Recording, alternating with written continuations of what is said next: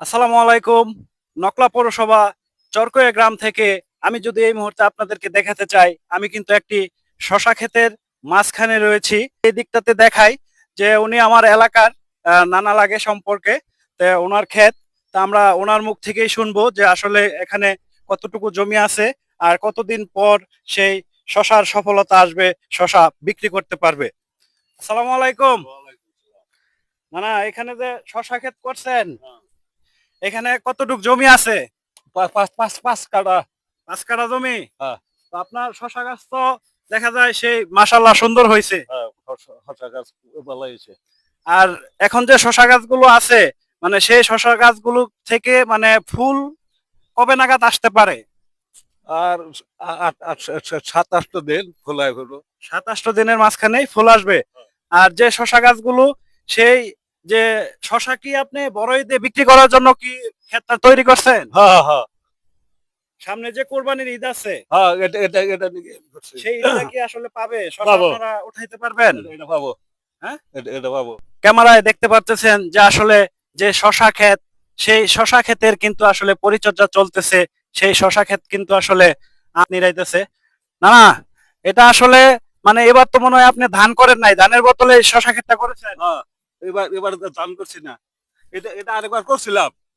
শশা আরেকবার করছিলেন। হ্যাঁ, এখন কি কইটা মানে, এটা ভাঙ্গা এটা আবার করছে। এখন কি মানে ধানের চাইতে শশা করাটা কি এটা আসলে মানে কতটুকু লাভবান, এটা আমাদের মানে ক্যামেরায় একটু বলেন না না।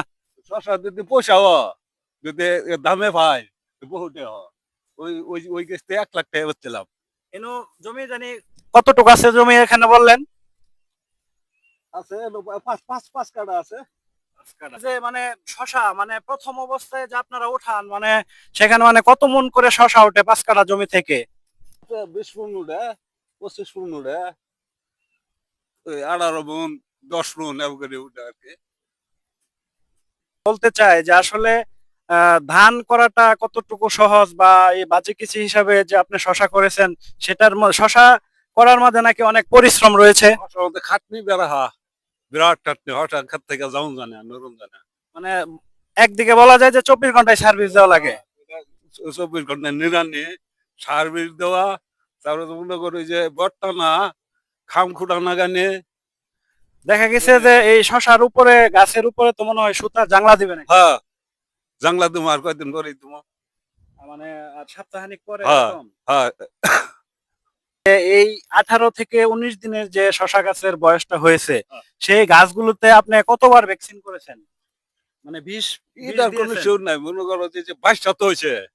ওই ইমন আছে প্রত্যেকদিনে দিছি, আর ইমন আছে 2 দিন 3 দিন পরে পরে দিছে। 2 দিন 3 দিন থাক, বা প্রতিদিন এরকম ভ্যাকসিন বা বিষ প্রয়োগ করতে হবে, এরকম কি কিছু আছে? মেঘ আইলে তো ওটা করুন জানা।